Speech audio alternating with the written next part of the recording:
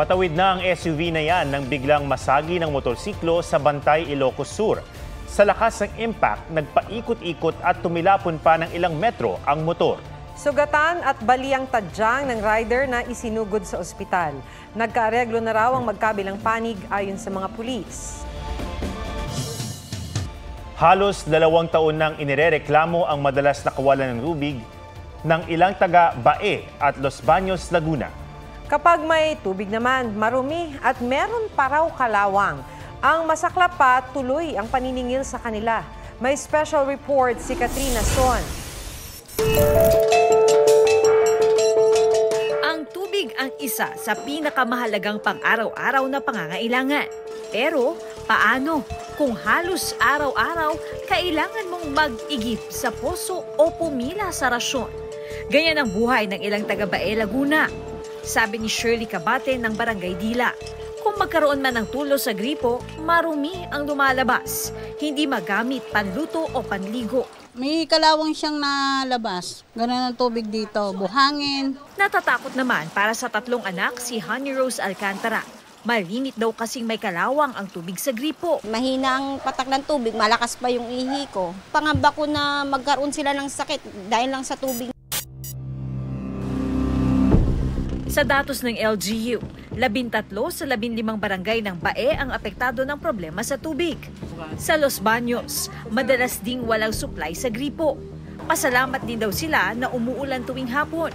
Tubig ulan daw ang ginagamit nilang pansaing o pangsabaw sa lutuin. Ramdam po namin yung mga sakit sa katawan, sa kabubuhat. Sa gabi po namin nararamdaman. Kung malinis lang po ang kanal, di sa kanal po kami kukuha. Hirap din sila sa paglalaba. Kami na po nag-a-adjust sa oras ng paglalaba, imbis na sa tanghali, madaling araw na po. Taon na nga ang binibilang ng problema sa tubig ng ilang mga barangay dito sa Los Baños, Laguna. Kasama na nga riyan ang barangay Tuntungin, Putho, Purok 1. Ngunit mas lumalaraw ang kanilang problema ngayong buwan dahil bibihira na lang may tumulo na tubig sa kanilang mga gripo. Depende nga doon sa posisyon nung purok o nung lugar na kinaroroonan ng mga households. Meron namang talagang pagka medyo mababa ay maaga nagkakameron sa kanila kahit walang masyadong pressure. Yung sa medyo pataas, ilan yung purok na medyo pataas dyan, so wala talaga. Sa poso na lang kami kumukuha kasi minsan yung dinadala sa amin madumi. Hindi namin magamit sa pagkain. Panawagan ng mga residente, bigyang pansin ng Laguna Water District Aquatic Resources Corporation o LARC ang kanilang kalbaryo. Sa pahayag ng Manila Water Philippines Ventures na siyang bagong mangangasiwa ng operasyon ng LARC, batid nila ang reklamong inihain patungkol sa LARC. Masusi raw nilang sinusuri ang mga issue para makabuo ng mga plano para mapaganda ang serbisyo. Humihingi rin sila ng pangunawa sa mga customer ng LARC. Sinubukan namin kunan ng pahayag ang mga LGU ng Los Baños at Bae. Personal kaming nagdala ng sulat sa Los Baños LGU. Pero ayon sa Office of the Mayor, tatagal ng 1 linggo bago makapag-set ng appointment sa alkalde. Pinuntahan din namin ang LGU ng Bae. Pero busy pa raw lahat at wala pang makapagbibigay ng pahayag. Katrina Son, nagbabalita para sa GMA Integrated News. Inirereklamo ang isang opisyal ng barangay sa Davao del Sur matapos umanong kaltasan ang ayuda ng DSWD sa isang buntis. 10,000 piso ang nakuhang ayuda ng buntis sa DSWD pero mahigit 1,000 piso na lang ang ibinalik ng barangay official. May report si Marisol Abduraman. Kahapon sa DSWD. Masayang ibinila ng babaeng yan ang ayuda na tanggap niya mula sa Assistance to Individuals in Crisis Situation Program o AICS ng DSWD sa Davao del Sur. 8, 9, 10. 10,000 guys. 10,000 piso ang inilabas niya sa sobrang ibinigay sa kanya sa payout noong June 6. Malaking tulong sana lalo't siya ay buntis. Pero sa sumunod niyang video, luhaan niyang ibinalita na 1,500 na lang ang natira sa kanyang ayuda. Sakit kayo, grabe ka! Kaya grabe yung butila dito. Sa maluoy buntis pa dyan ko. Sabi ng buntis, ipinatawag siya ng barangay at kinuha ang kanyang ayuda. Nang ibalik ito sa kanya ng isang opisyal ng barangay, kinaltasan na ng 8,500 pesos. Nag-viral ang post sa social media at nakarating na rin sa DSWD. Sumbong ng buntis sa DSWD, sinabi ng barangay na kinaltasan ang kanyang ayuda para mas marami raw ang makatanggap ng ayuda. Pero binigyang diin ng DSWD na ang ibinibigay na cash assistance ay para lamang sa benepisyaryong pinagkakalooban nito. Ipinag-utos ni DSWD Secretary Rex Gatchalian na sampahan ng reklamo ang barangay official na kumuha umano ng ayuda ng buntis. Ongoing na fina-file yung affidavit of complaint. Magiging co-complainan tayo. Nakikita natin na may grave abuse of authority.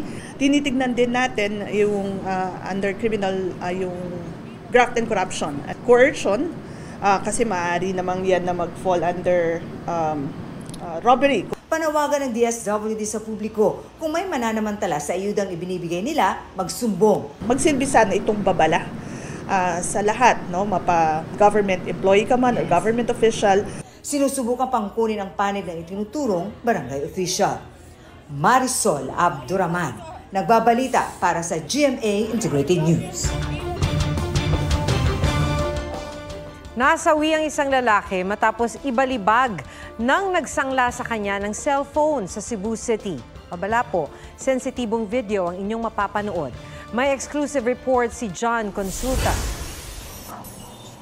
Inyo, nag-aaway sila. Nakaupo sa motosiklo habang nagsiselfone ang lalaking yan sa Cebu City.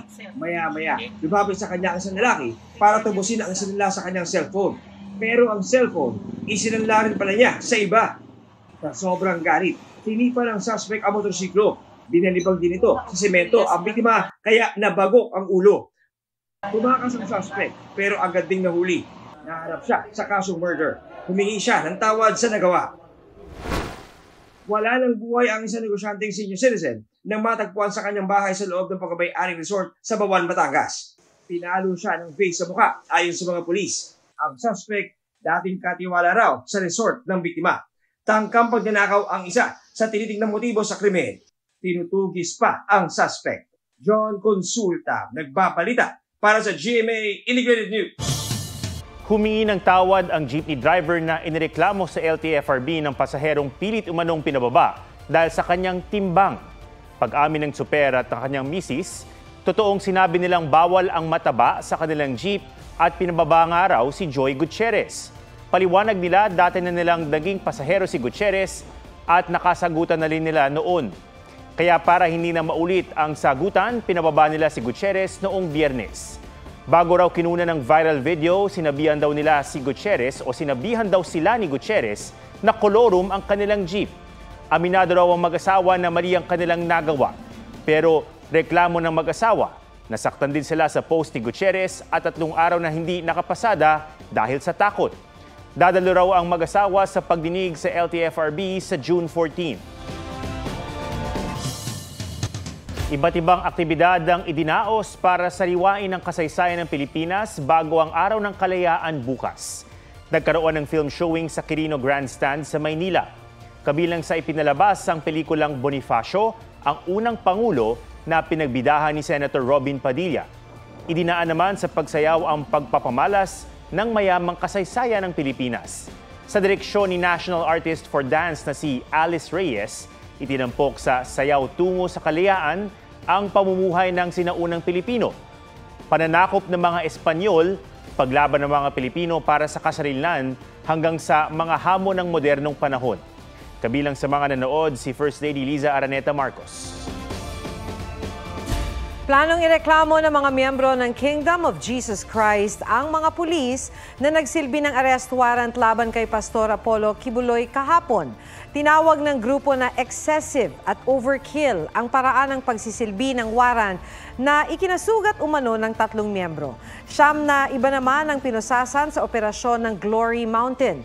Kinundi na rin ni dating Pangulong Rodrigo Duterte ang anyay kalabisan sa operasyon. Nananawagan din si Vice President Sara Duterte ng anyay makataong pagpapairal ng batas. Ayon sa Police Regional Office 11, 6 ang kanilang inaresto pero pinakawalan din. Inihahanda na ang reklamong obstruction of justice laban sa kanila. 2 menor de edad ang nirescue umano sa operasyon sa Glory Mountain. Patuloy namang nakabantay ang PNP Special Action Force ilang metro mula sa gate ng Prayer Mountain.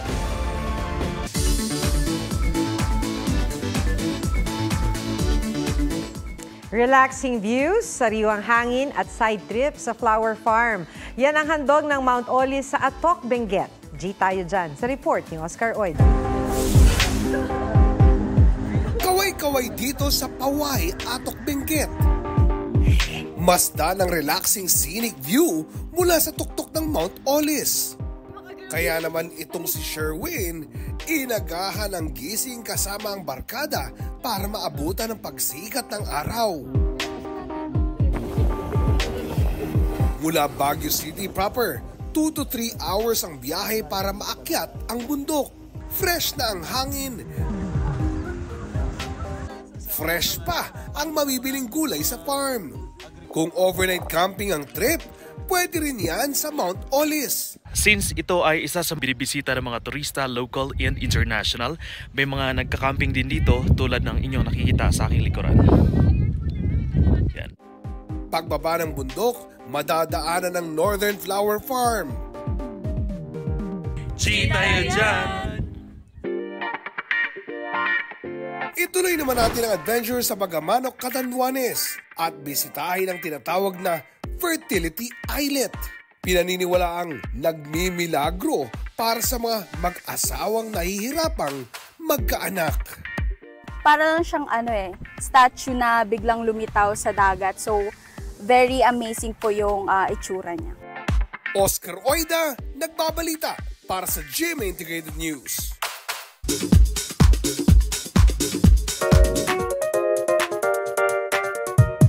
It's official! Asia's Limitless star Julian San Jose at SB19 at The Voice Kids coach na si Stel magsasama sa 2-night concert. Shooting ng pelikulang Balota ni Marian Rivera tapos na. Parang dito ko yata na-experience ang lahat ng hindi ko pa na-experience sa buong buhay ko in showbiz. Marian, excited din sa peak ng kwento ng may guardian alien. Lalo na sa pagtanggap ng fans sa pagiging kontrabida sa kanya ni Gabby Eigenman. Ilang Pinay beauty queens, elegant and classy sa modern Filipiniana na tampok sa Ternocon 2024. Jean ng BTS, lalabas na ng military bukas. Big hit music, nakiusap sa army na wag magpunta sa camp para maiwasan ang overcrowding. Jennie ng Blackpink nag-debut sa runway para sa isang luxury brand. War Santiago nagbabalita para sa GMA Integrated News.